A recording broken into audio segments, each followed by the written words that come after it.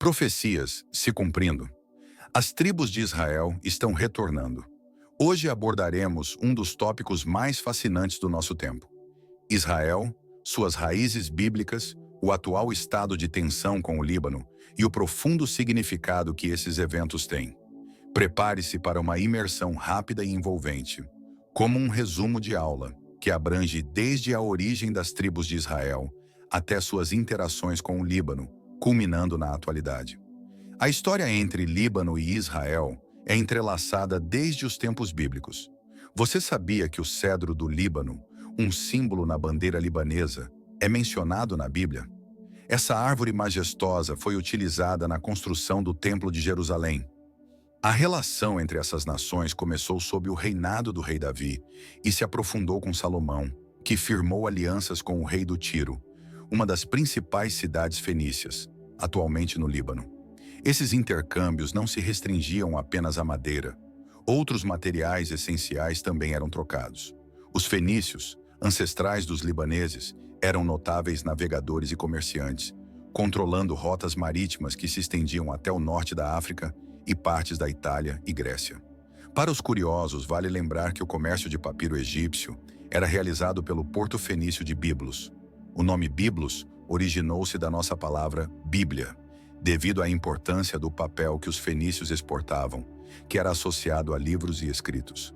Contudo, a história de Israel e dos fenícios também possui capítulos de forte oposição.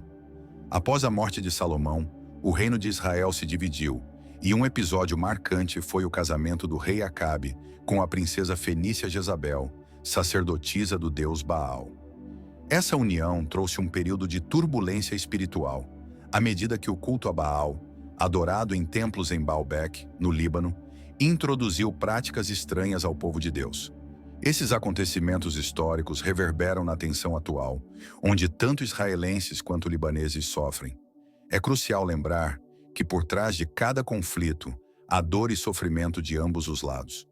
Oremos pela paz e mantenhamos um discurso ético, pois nossa maneira de agir reflete o mundo que queremos construir. Imagine um cenário antigo, onde reis e profetas coexistiam com forças do bem e do mal. Nesse palco histórico, surge a cidade de Tiro, que desempenhou papéis intrigantes e paradoxais ao longo da Bíblia, especialmente em relação a Jerusalém. Em momentos de sua história, Tiro acolheu tropas de conquistadores. Em outros, foi amaldiçoada por apoiar aqueles que destruíram Jerusalém. Profetas como Ezequiel documentaram essa virada drástica do destino, quando o Senhor proclamou: "Eu estou contra você, ó Tiro", condenando a cidade por seu desprezo ao povo de Israel. Essa profecia se cumpriu de forma impressionante ao longo dos séculos. Mas Tiro não foi apenas um adversário. No passado, foi uma aliada de Davi e Salomão, fornecendo materiais para a construção do Templo de Jerusalém. Mais tarde, na época de Acabe e Jezabel, Tiro tornou-se um vetor de idolatria, trazendo deuses pagãos ao povo israelita. A cidade que ajudou a erigir o templo agora celebrava sua destruição, refletindo as oscilações da história política e espiritual. No Novo Testamento, a conexão persiste. Jesus caminhou por Tiro e Sidom, onde encontrou uma mulher cananeia que implorou pela cura de sua filha. Apesar de não ser judia, Jesus reconheceu em sua fé uma força maior do que a que encontrou entre os próprios judeus. Esse encontro ilustra uma lição universal de fé e humildade, demonstrando que o amor de Deus se estende a todos, independentemente de origem ou crença. A moeda de Tiro, conhecida como o ciclo de Tiro, também é simbólica. Essa moeda de prata pura era usada como oferta no templo, mas trazia a imagem de um deus pagão, desafiando as leis do templo. Para contornar isso, os judeus frequentemente desfiguravam o rosto do deus na moeda, preservando a pureza da prata. Esses ciclos de aliança e traição, idolatria e fé, refletem o poder das escolhas que fazemos. Assim como Tiro passou de aliada a rival de Jerusalém, nossas atitudes podem nos aproximar ou afastar dos propósitos divinos. Essa lição eterna ecoa nas ruínas submersas de Tiro e nas palavras dos profetas, convidando-nos a refletir sobre nossa própria jornada. A história de Tiro não se limita a uma cidade, mas simboliza as ironias do destino, como o passado molda o presente e o chamado constante de Deus, que nos convida a reencontrar o caminho da verdade e da fé. O ato de doação daquela mulher é o mais significativo de todos, levando-nos à reflexão. As interações entre Israel e o Líbano são curiosas, especialmente nos tempos bíblicos, e se tornam ainda mais intrigantes quando avançamos para a idade de drusos e palestinos. Em 1975, uma devastadora guerra civil teve início, perdurando até 1990, com graves consequências para o povo libanês. Países como Síria e Irã, bem como milícias palestinas, intervieram no conflito. E até os Estados Unidos e a França invadiram o Líbano em tentativas de resolver a crise.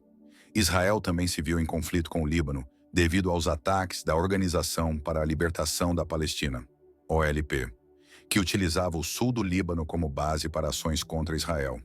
Em resposta, Israel invadiu o sul do Líbano em 1982, o que impulsionou o surgimento do Hezbollah, um grupo paramilitar libanês que rapidamente se tornou um ator significativo no conflito com Israel.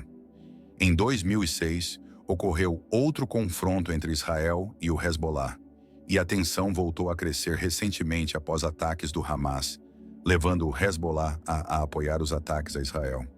O sofrimento das pessoas comuns, tanto no Líbano quanto em Israel, é imenso, afetando famílias inteiras que buscam paz em meio ao conflito. Precisamos ter em mente que é fácil tomar partido à distância, mas quem realmente sofre são pessoas reais, inocentes de ambos os lados. É essencial orar pela paz no Oriente Médio e buscar promovê-la em nossos próprios círculos. Afinal, se não conseguimos conviver em harmonia com nossos vizinhos, como podemos esperar que governos resolvam uma situação tão complexa, que possamos ser instrumentos de paz, conforme nos ensina a oração de São Francisco? Onde houver ódio, que levemos amor. Onde houver ofensa, que levemos perdão. Onde houver desespero, que levemos esperança. Em pequenas ações, fazemos nossa parte, que a paz se estabeleça entre nós e no Oriente Médio. Atualmente, a situação em Israel e na Palestina reflete muitos dos conflitos e tensões descritos na Bíblia. A terra é sagrada para os três grandes monoteísmos: judaísmo, cristianismo e islamismo. Todos têm um laço profundo e histórico com a região, tornando o diálogo e a paz ainda mais complexos. Ao final deste percurso, fica a reflexão: como podemos ser parte da solução? Que possamos usar nossas vozes e ações para construir pontes, promover entendimentos e, acima de tudo, buscar a paz. Agradecemos a você por estar aqui conosco e por fazer parte dessa jornada de fé e conhecimento. Se essa mensagem tocou o seu coração, deixe seu like, compartilhe com quem precisa ouvir a palavra e se inscreva para não perder nenhum conteúdo. Lembre-se, cada dia é uma oportunidade de crescer na fé e na compreensão das Escrituras. Que o Senhor continue te abençoando e que a sua palavra esteja sempre presente em sua vida. Deixe nos comentários o que você mais gostou deste estudo e até o próximo vídeo. Juntos, seguimos firme, um versículo de cada vez.